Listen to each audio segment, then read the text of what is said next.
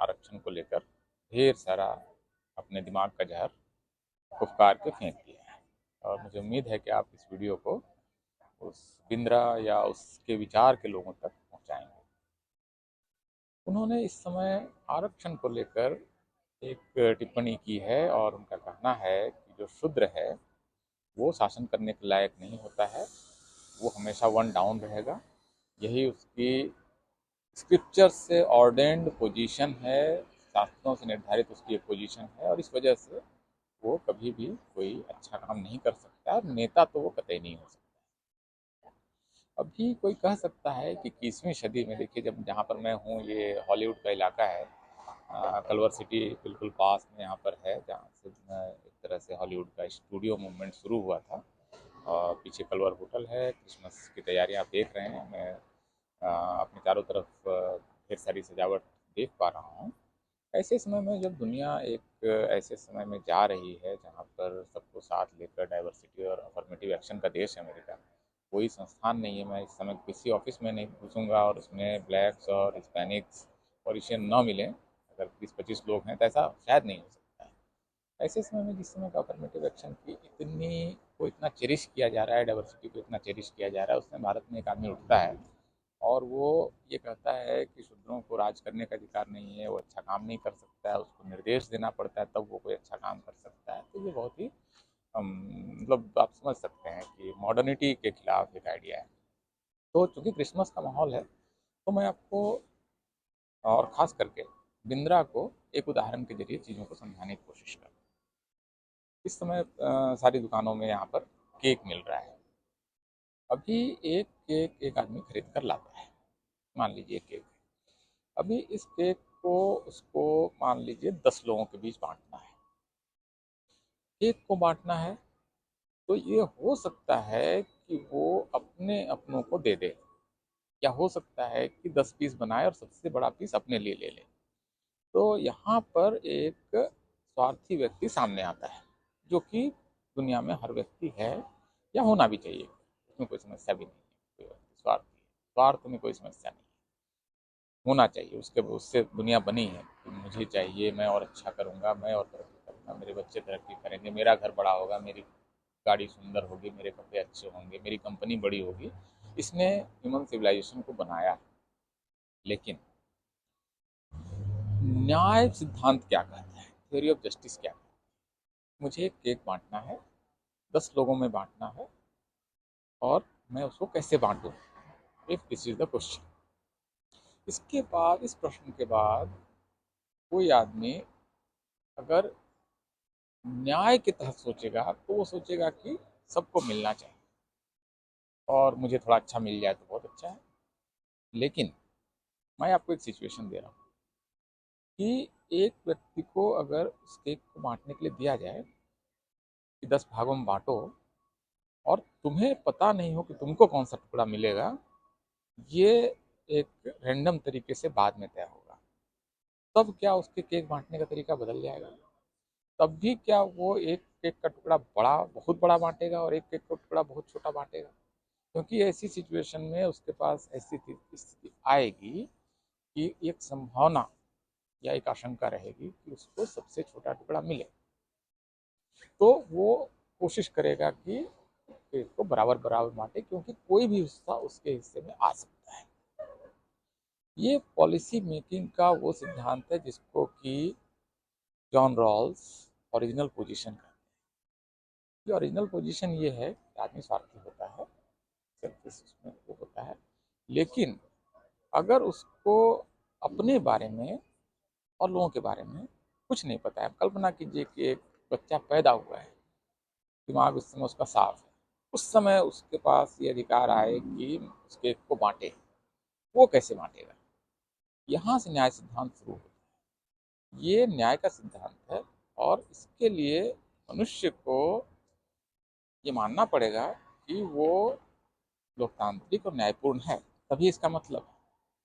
वरना ये हो सकता है कि मैं एक शहरी व्यक्ति हूँ और मेरे पास इंटरव्यू के लिए 10 स्टूडेंट्स आए, एक ग्रामीण पृष्ठभूमि का बच्चा है, और उन सब से मैंने ये पूछा कि मॉल में इस समय कौन कौन से नए स्टोर्स खुले हैं, अभी मैंने सबसे पूछा, कहने को तो इक्वलिटी दी मैंने, लेकिन दरअसल मैंने एक रूरल बैकग्राउंड के बच्चे के साथ अन्याय कर दिया, क्योंकि वो हो सकता है मॉल में गया नहीं। तो ये न्याय हुआ। इतनी सी बात समझने के लिए उस जो बिंद्रा नाम का बंदा है, ये उसको समझ में नहीं आ रहा कि अगर आपको एक न्यायपूर्ण समाज बनाना है तो आपको इस बात को इंश्योर करना पड़ेगा कि जो आप जब चीज़ों को तय कर रहे हैं, तब आपको एक ऐसी व्यवस्था बनानी पड़ेगी जिस व्यवस्था में आप सबसे पीड़ित हो सकते हैं। अगर भारत में एक व्यक्ति कोई पॉलिसी बना रहा है तो उसको मानना चाहिए कि उसको ये सोच के बनाना ही नहीं चाहिए कि वो सवर्ण है, कि बल्कि उसको ये सोचना चाहिए कि मेरी पोजीशन इस समाज में कहीं पर भी हो सकती है, और कहीं पर भी होगी तो क्या वो न्यायपूर्ण मैं उसके लिए हूँ। मैं एक पॉलिसी बनाऊंगा, क्या मेरा जन्म, अगर मान लीजिए वो बच्चा है, उसने एक पॉलिसी बनाई, एक अभी पैदा हुए बच्चे ने पॉलिसी बनाई, और वो बच्चा मान लीजिए कि दलित परिवार में प्लेस होता है, तो क्या उसके साथ न्याय हो पाएगा? अगर वो ये सोचेगा ओरिजिनल पोजीशन, अगर वो वेल ऑफ इग्नोरेंस का इस्तेमाल करेगा, मैं अपने को एक ऐसे पर्दे के पीछे डाल रहा हूँ जहाँ पर मुझे कुछ नहीं मालूम और मुझे एक नीति बनानी है, तब शायद मैं सबसे अच्छी, सबसे न्यायपूर्ण नीति बना पाऊंगा। हालांकि इस थ्योरी का एक क्रिटिक भी है, जॉन रॉल्स की थ्योरी का, कि हिस्टोरिकल जो इनजस्टिसेस हैं उसका शायद यहाँ पर निदान नहीं हो पा रहा है, और इसके लिए आपको थोड़ा सा अफर्मेटिव एक्शन करना पड़ेगा, थोड़ा सा आपको एक्स्ट्रा देना पड़ेगा, जो हिस्टोरिकली कल्चरल कारणों से, शास्त्रीय कारणों से, धार्मिक कारणों से पीछे हैं, उनके लिए आपको अफर्मेटिव एक्शन देना है। ये अगर आप करते हैं तब आप एक समाज को न्यायपूर्ण बना पाएंगे। तो ये दो आइडियाज, ओरिजिनल पोजीशन और वेल ऑफ इग्नोरेंस, इसको आप बहुत गौर से, मुझे लगता है कि समझने की जरूरत है कि मैं एक नीति बनाऊं, और मेरी नीति ऐसी होनी चाहिए कि मैं सबसे डिसएडवांटेज्ड पोजीशन में भी अगर हूं तो वो नीति मेरे लिए काम करे।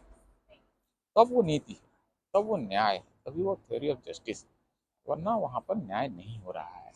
तो एक तो मेरे जो पूरा पूरी बातचीत है उसका एक हिस्सा तो ये है कि आपके मन में न्याय का विचार होना चाहिए, जो एक कॉन्ट्रैक्ट है, सोशल कॉन्ट्रैक्ट की थ्योरी है कि स्टेट को मैं अपने कुछ राइट्स सीड कर रहा हूँ, बदले में मेरे लिए स्टेट एक ऐसी पॉलिसी बनाए जो सबके लिए और सबसे वंचित के लिए भी उपयोगी पॉलिसी के तौर पर काम आए, तभी वो पॉलिसी। एक तो ये है। दूसरा, जो एक शास्त्रीय व्याख्या दे रहे हैं बिंदा की, हम एक ऐसे समाज में आ गए हैं जहाँ पर चीज़ें बिगड़ गई, वरना सब कुछ अच्छा है। वो गीता का एक श्लोक का इस्तेमाल कर रहे हैं, चतुर्वर्ण्यम मया सृष्टा गुणकर्ण विभाग से। अभी सवाल ये है कि गीता का जो 18वां अध्याय है वो हो सकता है कि एडेंडम हो, क्योंकि वो गीता के बाकी सिद्धांतों से उसमें बहुत फर्क है। और गीता का 18वां अध्याय जाति व्यवस्था को बहुत ठोस रूप से स्थापित करता है और बताता है पूर्व जन्मों के कर्मों के हिसाब से आपके इस समय आपकी स्थिति तय होगी।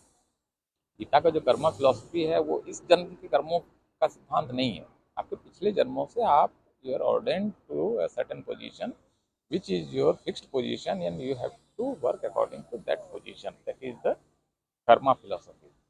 तो ये जो कर्मा फिलोसफी है ये अपने आप में मॉडर्निटी का निषेध है, और इसका कोई मतलब ऐसे है नहीं।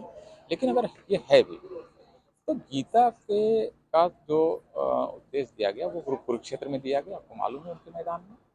और उस समय कृष्ण अर्जुन को उपदेश दे रहे हैं, उस पूरे मैदान में उस समय आसपास कोई नहीं है, कृष्ण उपदेश दे रहे हैं, अर्जुन सुन रहे हैं, एक तीसरा व्यक्ति है जो लिख रहा है। वो मुझे लगता है एक दुष्ट व्यक्ति रहा होगा, जिसने कि जो गीता का उपदेश कृष्ण दे रहे हैं उसको उसने सही से ही नहीं लिखा होगा, वरना कृष्ण खुद गोपालक हैं, गोपालक परिवार में उनका लालन पालन हुआ है। वो कर्म करने वाली जातियों को तीसरे पोजीशन में क्यों प्लेस करेंगे? मुझे अगर जाति बनाने का मौका मिलेगा तो मैं अपनी जाति को सबसे नीचे क्यों प्लेस करूंगा?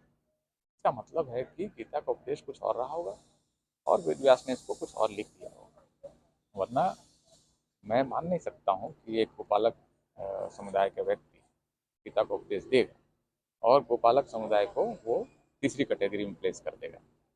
ये संभव नहीं है। और पूर्ण कर्म विभाग के साथ अगर वर्ण व्यवस्था थी, मान भी लेते हैं एक मिनट के लिए कि वो पूर्व जन्मों का फल वगैरह नहीं था कि इसी जन्म में जो कर्म करेगा उसको उसके हिसाब से जाति अलॉट होगी। तो ये अलॉटमेंट कब होता है? बिंद्रा का की जो कास्ट अलॉट हुई वो बिंद्रा के जन्म के दिन हुई थी, या बाद में उसकी कोई परीक्षा हुई थी उनके गुण और कर्मों की और उसके बाद उनका कास्ट अलॉट हुआ? कैसे हुआ था? इसको मैं समझने की कोशिश कर रहा हूँ। खुद ये एक बड़ा सवाल है कि जो लोग ये आर्ग्यू करते हैं कि वो तो जी बहुत गुण कर्म के हिसाब से बहुत अच्छा सिस्टम था और बाद में ये पतित हो गया। तो किसने पतित कर दिया? और इस पतन का सबसे बड़ा लाभार्थी कौन है? तो अगर गुण कर्म के विभाग से कोई सिस्टम होता था, पहले सारे लोग जब 10 या 12 साल के हो जाते थे तब एक पूरे देश में एक परीक्षा होती थी, उसके बाद सबको अपनी अपनी जाति अलॉट की जाती थी। अगर ये एक सिस्टम था, मान भी लेते हैं, या 18 साल का होने के बाद सारे लोगों की परीक्षाएं होती थी और अलग अलग जातियां अलॉट की जाती थी गुण और कर्म के हिसाब से, अगर ये सिस्टम था भी, तो ये सिस्टम बदल कैसे गया? और इस बदलने के बाद किसने खुद को सबसे ऊपर रख लिया? फिर तो कास्ट सिस्टम का दोषी उसी को मानना पड़ेगा ना।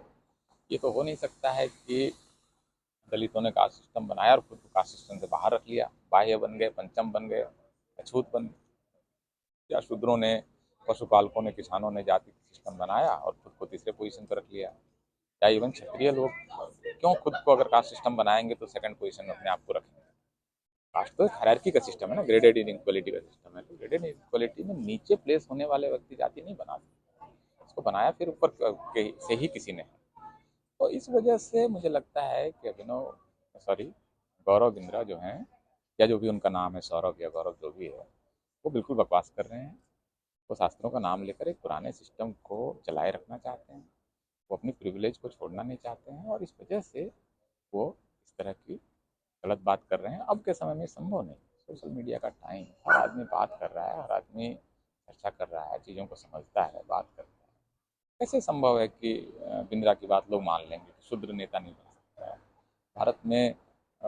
इसका मतलब कि फुले साहू महाराज इन सब का कोई मोल नहीं है, शूद्र जातियों से रहे हैं।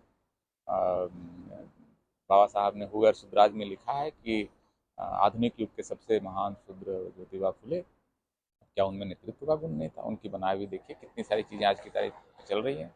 स्त्रियों की शिक्षा उन्होंने शुरू कराई, आज की तारीख में सारी स्त्रियां शिक्षित हो रही हैं। क्या उसमें नेतृत्व का गुण नहीं है उनमें? या क्या वो ये कहना चाहते हैं कि वो अच्छे नेता नहीं हो सकते? कामराज नाडर ने मिड डे मील शुरू कराई, आज सारा देश इस मिड डे मील चला रहा है। करुणानिधि को देखिए, पूरे देश में सबसे औद्योगिक राज्य उन्होंने बना दिया तमिलनाडु को। कोई क्या उनमें गुण नहीं है? शरद पवार शूद्र जाति के, देखिए आप पूरे किस तरह से शुगर इकॉनमी उन्होंने खड़ी कर दी महाराष्ट्र में, और कोऑपरेटिव सिस्टम, और किस तरह से पुणे और बारामती से लेकर आसपास के इलाके का डेवलपमेंट देखिए। तो उनमें गुण नहीं है का क्या मतलब है? या इवन नरेंद्र मोदी, क्या मतलब उनमें नेतृत्व क्षमता नहीं है? उनकी पॉलिसी से लोग बहुत विरोध हो सकता है, बहुत सारी पॉलिसियाँ उनकी गलत हैं भी, खास करके सांप्रदायिक मामलों में बीजेपी की कड़ी आलोचना होनी चाहिए। लेकिन क्या उनमें नेतृत्व गुण नहीं है? बिंद्रा ये कहने की कोशिश कर रहे हैं। तो ये जो बकवास है ये बंद होनी चाहिए, और मेरे ख्याल से आरक्षण के खिलाफ बोलने को हेट स्पीच में अब इंक्लूड किया जाना चाहिए, क्योंकि ये समाज में कटुता फैला रहा है।